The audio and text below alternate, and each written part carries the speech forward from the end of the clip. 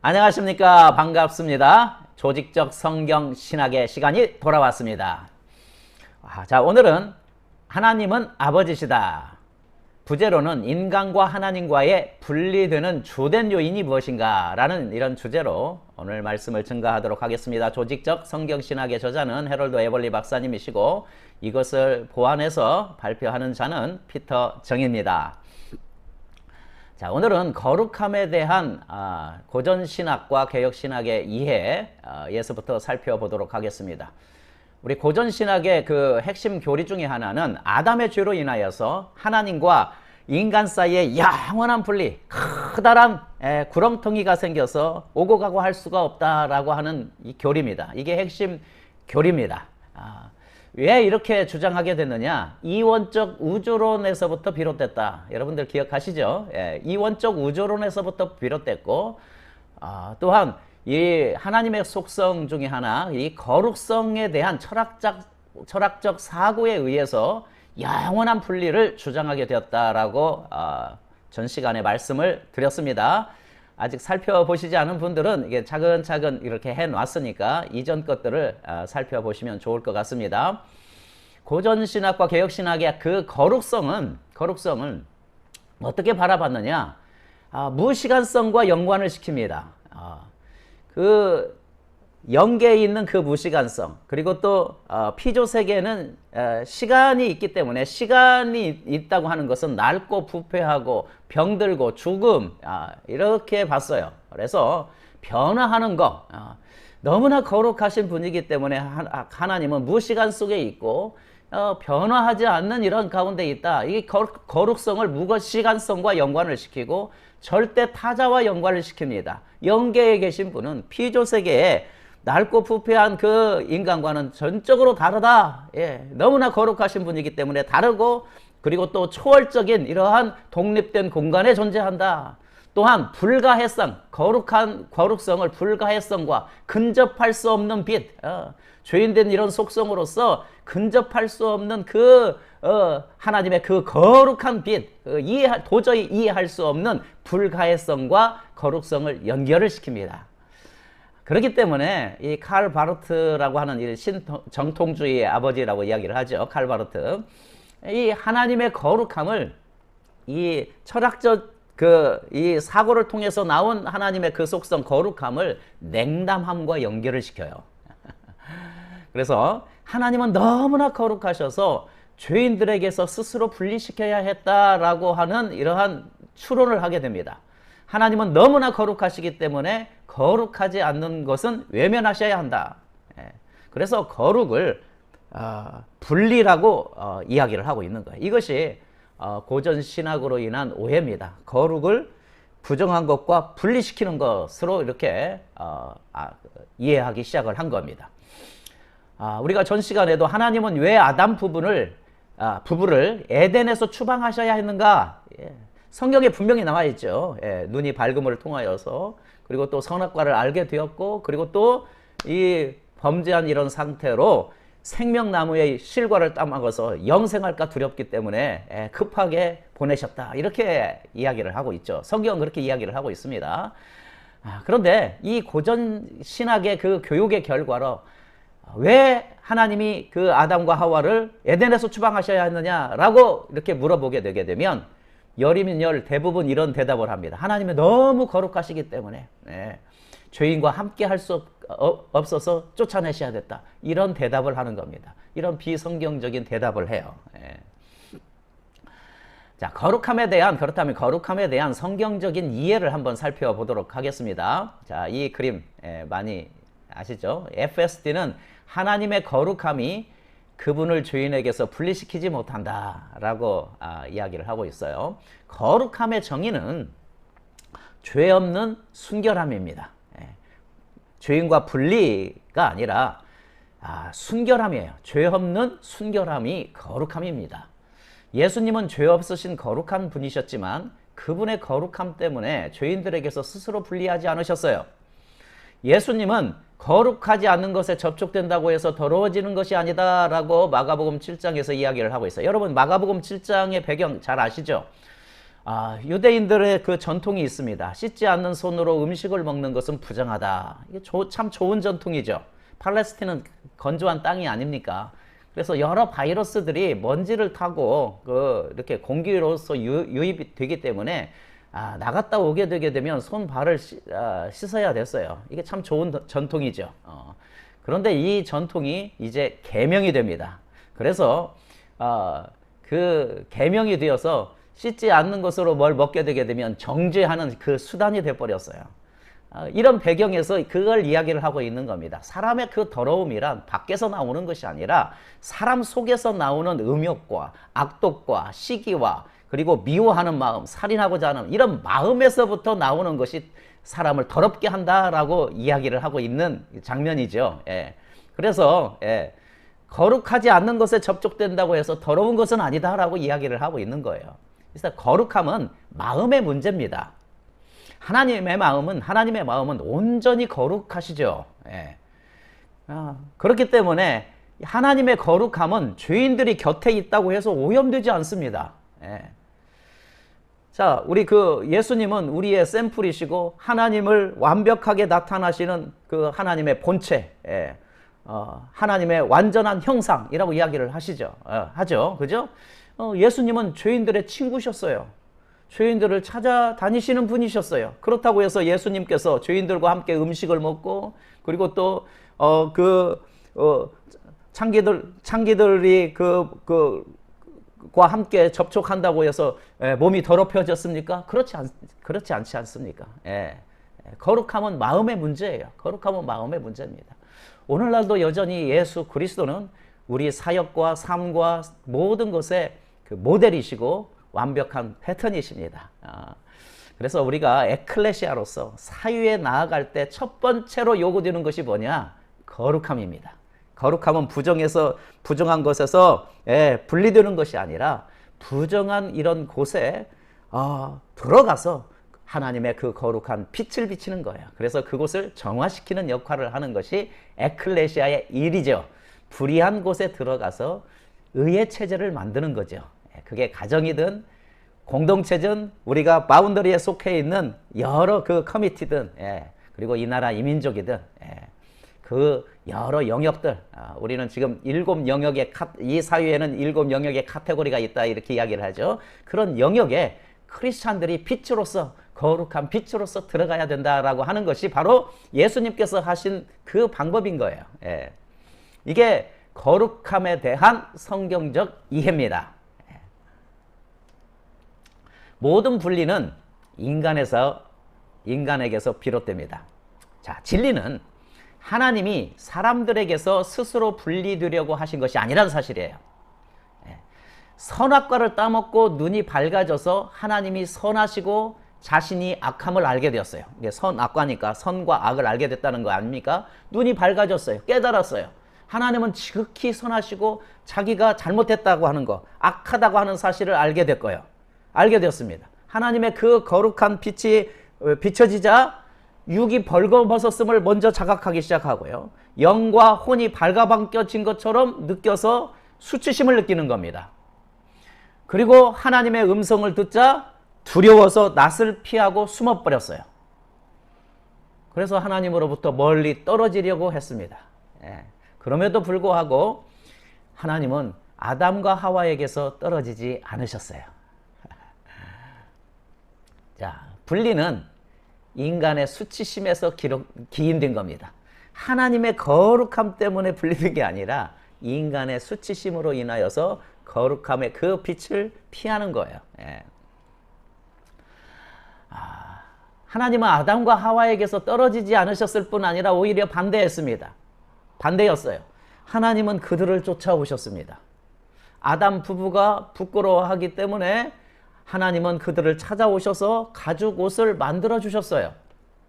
아담과 하와가 죄를 짓기 전에는 하나님 앞에 있는 것을 부끄러워하지도 그리고 두려워하지도 않았습니다. 그들은 자유롭게 거리낌 없이 하나님과 이야기를 나누었어요. 그렇죠? 그러나 선악을 알게 하는 나무의 그 열매를 먹었을 때 자신이 악함이 보이는 거예요. 내가 잘못했구나 라고 하는 이것이 자각이 된 거예요. 악함이 보였어요. 그 반면에 주님은 지극하게 선하심이 보여진 거예요. 그래서 그 거룩한 그 선하심에 그 함께 있을 수가 없고 어떻게 했어요? 그 수치심 때문에 스스로 하나님께로부터 분리되고자 한다는 거예요. 예. 그래서 모든 분리는 인간에게서부터 비롯된다는 겁니다. 자, 죄책감과 법대, 수치심과 관계의 문제에 대해서 우리 한번 살펴보도록 하겠습니다. 분명 아담의 죄로 인하여서 하나님과 인간 사이에 어떤 관계적인 문제가 생겼어요. 이건 분명한 사실입니다. 하나님과 사람을 관계적으로 분리하게 만드는 요인이 있었어요. 그게 무엇입니까? 그게 무엇입니까? 자, 이걸 알아보기 전에 서양 문명은 죄책감과 법의 문화입니다. 법에 저촉이 되게 되면 죄에 대한 책임을 받아야 됐어요. 죄책감과 법의 시야로 안경으로 보는 문화가 서양 문명입니다. 동양 문명은 잘못을 저질렀어요. 그렇게 되게 되면 물론 벌은 받죠. 그런데 수치심과 관계의 문화예요. 죄책감은 일반적으로 잘못된 행위나 법을 어겼을 때 느끼는 느낌입니다. 그러므로 죄책감은 법과 관련돼 있어요. 그래서 마땅히 그 법에 대한 응당한 벌을 받는 거예요. 행동이 잘못됐다고 결정하고 응당한 너는 벌을 받아야 돼 하게 되면 죄에 대한 이런 책임감을 느끼는 거예요. 예.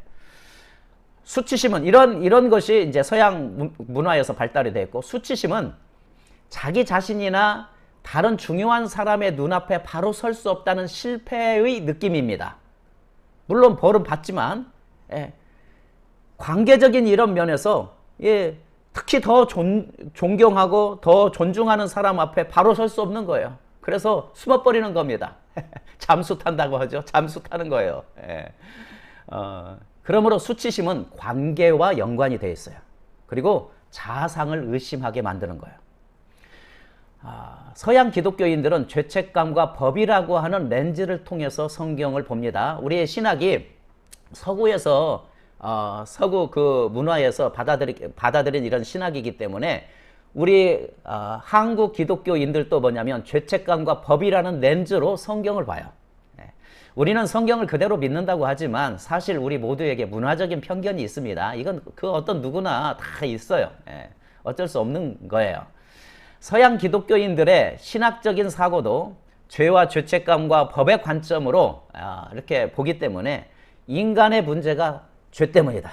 그리고 죄의 법을 어기는 행위로 보는 겁니다. 그래서 죄를 지었고 죄에 대한 그 책임, 죄에 대한 벌, 죄와 벌 이런 관계로 보는 거예요. 반면에 동양과 중동의 기독교인들은 성경을 수치심과 관계의 렌즈로 성경을 봅니다.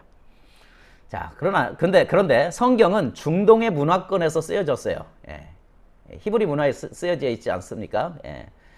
그리고 또 그렇기 때문에 수치심과 관계에 기반을 둔 중동의 사고 방식이 더 성경의 문화에 가깝다는 거예요. 이건 인정해야 됩니다. 그리고 서양보다 동양과 중동의 사람들이 훨씬 많습니다. 훨씬 많아요. 팁으로 동양인과 서양인의 사고관의 차이, 이건 참 유명한 것인데, 자, 우리 그 원숭이가 있고 판다가 있고 바나나가 있다고 해봐요. 이런 질문을 그 동양인과 서양인에게 해봤다는 겁니다. 이 중에서 두 개를 묶어야 한다면 어떻게 묶어야 할까? 원숭이, 판다, 바나나 있게 되게 되면 이 중에서 두 개를 묶어야 한다면 어떻게 묶어야 될까? 여러분들은 어떻게 묶겠습니까? 그런데 그 미국과 유럽에 있는 서양인의 대부분은 뭐냐면 열이면 열 전부 다 원숭이와 판다를 묶는다는 거예요. 왜냐하면 이들은 동물이기 때문에 동물로 부류해서 원숭이와 판다로 묶는다는 겁니다. 그런데 동양과 중동은 어떻게 묶느냐? 아시아 사람과 중동 사람은 어떻게 묶느냐면 원숭이와 바나나로 묶는 거예요. 왜요? 원숭이는 바나나를 좋아하기 때문에, 바나나를 먹기 때문에 이렇게 관계적으로 묶는다는 거예요. 또 하나는, 자, 이거 참 유명한 건데, 어느 것이 앞쪽에 있을까? 어느 것이 앞쪽에 있을까라고 하게 된다면 서양인은 제일 작은 부분, 작은 부분이 앞쪽에 있다는 거예요. 왜 그러냐면 제일 여기 큰 부분은 서양인의 관점에서는 그곳이 출발점이 되는 거예요. 그래서 제일 먼저 작은 부분이 제일 앞서 있다라고 보는 거고, 동양인은 뭐냐면 이 제일 큰 부분이 도착점으로 보는 거예요. 그래서 제일 앞에 있다는 거예요. 예. 그렇게 보여진다는 거예요. 이게 서양인과 동양인의 사고관의 차이입니다. 그래서 서양인은 대부분 분류, 분석, 이것이 강해요. 그리고 개인의 자유와 독립성을 굉장히 중요시 여깁니다. 그리고 여기 앞에 있는 부분을 출발점으로 여기고, 그런데 동양인은 관계, 그리고 공동체와 가족, 그리고 상대방의 입장을 중요시 여기는 거예요. 그리고 여기 가장 큰 부분을 도착점이라고 보는 겁니다. 한 가지 예를 들어 볼까요? 동양 부부나 서양 부부 아이를 키울 때 그 아이들을 혼내죠. 예, 아이를 혼낼 때 동양 부부는 그 부모들은 아이들을 뭐냐면 집에서 내쫓아보면서 나가 그러잖아요. 나가 그러는 거예요. 왜 그러냐면 이 홈이 그 가정이 도착점으로 보는 거예요. 이 도착점에 있지 못하도록 한다는 거예요. 그런데 서양 부모는 뭐냐면 아이들을 혼낼 때 문 잠그고 나가지 마! 외출 금지야! 그러는 거예요. 예, 도착점에 도달하지 못하도록. 그 집은 출발점이라고 생각을 하게 되는 거예요. 예. 주소 나열하는 것도 다 달라요. 우리 동양은 상대방을 배려해서 경기도부터 시작해서 김포, 그리고 또 풍무동 이런 식으로 저의 집을 소개할 때 그 대한민국의 어느 도부터 시작해서 이렇게 상대방을 배려해서 하는데, 서양인들은 자기 집 주소 번지부터 이야기하잖아요. 이런 사고관의 차이가 있습니다. 흥미롭죠? 흥미로워요. 마찬가지로 법적 관계냐 가족 관계냐, 예. 주로 서양인은 법적 관계로 따지고, 그리고 동양인은 가족 관계로 따집니다. 서양 문화는 이런 죄책감과 법의 관계로 성경을 봐요. 인간의 문제는 죄 때문이다. 그래서 죄에 대한 처벌을 받아야 돼. 라고 하는 이러한 관계에서, 법적인 관계입니다. 그렇기 때문에 하나님을 판사로 보는 거예요. 하나님을 심판자로 보고, 잘못된 행동을 했을 때 법을 어긴 자로서 죄에 대한 책임에 초점을 두는 겁니다. 이런 죄를 지었기 때문에 이러한 죄에 대한 책임을 받아야 돼 라고 하는 거예요. 하나님은 판사로서 공의의 심판에 초점을 둡니다. 하나님은 어떤 분이시냐? 공의로운 분. 너무나 거룩하신 분이기 때문에 죄인을 그냥 묵과할 수 없는 분. 공의의 심판자. 맞죠? 맞죠. 그런데 그 하나님을 판사로서 보는 거예요. 공의의 심판자로서 보는 겁니다. 이게 잘못됐다 잘했다라고 따지는 게 아니라 서양 문화가 이렇게 그런 관점으로 본다는 거예요. 그런데 동양의 문화는 뭐냐면 수치심과 관계로 성경을 보는 겁니다. 그래서 어떠한 잘못된 행동을 했을 때, 물론 그것에 대한 응당한 그 죄에 대한 그 벌을 받죠. 죄에 대한 벌을 받는데, 범죄한 사람의 삶에 생기는 수치심에 초점을 둬요. 그 성경을 그런 관점으로 보는 겁니다. 범죄했어요. 죄에 대한 책임을 받았어요. 그런데 죄에 대한 책임을 달게 받았음에도 불구하고 범죄한 사람의 삶에 생기는 그 수치심에 성경은 그 초점을 두고 성경을 보는 거예요. 그리고 관련된 사람들과의 관계에 초점을 두는 겁니다. 예를 들어 볼까요? 조직적 성경 신학의 저자가 그 미키라고 하는 그런 문제가 자기 아들과 친구 맺어서, 그리고 또 자기 아들이 이 미키라는 가명입니다. 미키라는 아이의 멘토가 되어주고, 그리고 또 가족처럼 지냈대요. 오랜 세월 가족처럼 지냈는데, 이 부부와 그 가족이 다른 곳에 갔을 때 미키와 그 친구들이 트럭을 훔쳐서 가다가 경찰관에 붙잡혔다는 거예요. 그래서 판사로 하여금 즉결 판결을 받고 단기 소년원에 수감이 됩니다. 그래서 복역을 마치고 끝났죠. 여기에서는 법적으로 이제 복역이 맞췄으니까 법적으로는 의롭죠. 법적으로는 의롭습니다. 그래서 판사와 미키와의 그 개인적인 관계는 전혀 관계가 없어요. 그냥 법적인 그 관계에서 법으로 죄를 범했으니까 이런 법에 따라서 복역해. 여기에서 끝나는 거예요. 복역했으면 끝나는 거예요. 개인적인 관계가 별로 없어요. 그런데 동양의 이런 문화에서 보게 될 때 법을 어긴 행동, 죄책, 판사, 처벌 등과는 아무런 관련이 없어요. 예. 가장 큰 문제는 뭐냐면 미키와 해롤드 박사의 그 관계예요. 예. 해롤드 박사는 아버지와 같은 존재였거든요. 정말 아들처럼 대해줬어요. 그런데 그 복역이 끝나고 난 후에도 미키는 수치심으로 가득 찬 거예요. 미키가 풀려났을 때 해롤드 박사님과의 그 관계가 해롤드 박사님은 그 관계를 회복하기를 원했지만 미키는 고개를 들지 못할 정도로 너무나 수치스러워했다는 거예요. 자, 우리 창세기로 돌아가서 아담이 범죄를 했어요. 예. 아담이 범죄를 해서 물론 그에 대한 죄에 대한 그 책임에 그 벌을 받았죠. 예. 남편인 아담에게서도 그 범죄의 결과가 있었고 하와에게 있어도 아기를 낳는 그 고통이 있었고 피조세계에 대한 그 고통이 있었어요. 그래서 이 법적인 관계로서 보게 되면 여기에서 끝나는 거예요. 그래서 행위 언약 뭐 이런 게 나오는 거예요. 예. 아무런 별로 관계가 없어요. 그런데 여기에서 동양적인 이 성경은 동양의 문화권에서 쓰여 있다고 하는 것을 염두에 두시기를 바랍니다. 물론 잘못된 행동을 했어요. 예. 하나님께서 먹지 말라고 한 것에 대해서 불순종을 했어요. 그런데 어디에 초점을 둔다고요? 어디에 초점을 둔다고요? 죄책감에 대한 법과 벌에 초점을 두는 것이 아니라 관계에 초점을 두는 거예요. 수치심 때문에 이리 피하고 저리 피함에서도 불구하고 이리 피하게 되게 되면 그 하나님께서는 창조하신 하나님께서는 아버지로서 피할 때마다 쫓아가시는 거예요. 이쪽으로 쫓아가시고 또 두려워하게 되게 되면 안심하라고 쫓아가시고 부끄러워하게 되게 되면 그 옷을 입혀가시고 또 쫓아가시고 예. 이런 관점으로 본다는 겁니다. 동양권에서는 성경을 보게 될 때 선악과의 그 행동들을 보게 될 때 범죄한 행동을 보게 되었을 때 이런 가족 관계로 본다는 겁니다. 예.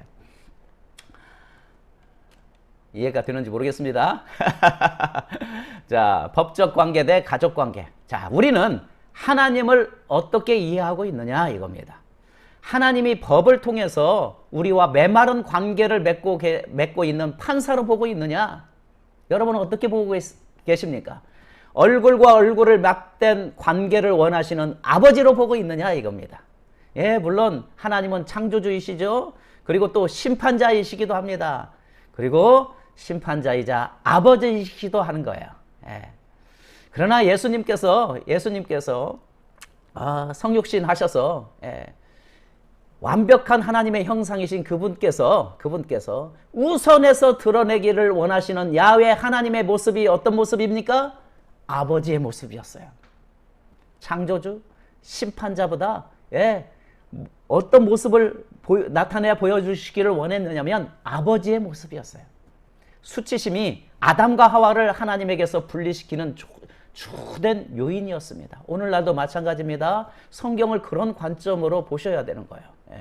그러므로 인간과 하나님과의 그 분리는 우선적으로 하나님의 쪽이 아니라 인간 쪽에서 비롯됐다라고 하는 것을 아셔야 됩니다. 하나님이 너무나 거룩하신 분이기 때문에 죄인을 격리시킬 수밖에 없었다라고 하는 그 관점은 법과 죄책감으로 바라보게 된 고전 신학에서부터 또 철학적인 그 하나님의 속성인 거룩성이라고 하는 철학적 사고에 의해서 나타나게 되었다라고 하는 것을 아셔라라고 하는 것입니다. 자, 분리가 일어나는 또 다른 이유를 한번 살펴보겠습니다. 첫 번째 요인은 인간에게서 인간의 그 수치심 때문에 그랬다라고 했는데 요한복음 3장 19절 20절 말씀 살펴보겠습니다. 그 정죄는 이것이니 곧 빛이 세상에 왔으되 사람들이 자기 행위가 악함으로 빛보다 어두움을 더 사랑한 것이니라. 악을 행하는 자마다 빛을 미워하여 빛으로 오지 아니하나니 이는 그 행위가 드러날까 하며 그 행위가 드러날까 봐서 그 빛을 피한다는 겁니다. 이사야서 1장 4절 슬프다 범죄한 나라요 허물진 백성이요 행악의 종자요 행위가 부패한 자식이로다. 그들이 여호와를 버리며 이스라엘의 거룩하신 이를 만홀히 여겨 멀리하고 물러갔도다. 예, 하나님을 버리고 거룩하신 이를 만홀히 여기면서 멀리하고 물러갔다라고 이야기를 하고 있습니다. 사람을 하나님께로부터 분리시키는 주된 요인이 수치심이고요.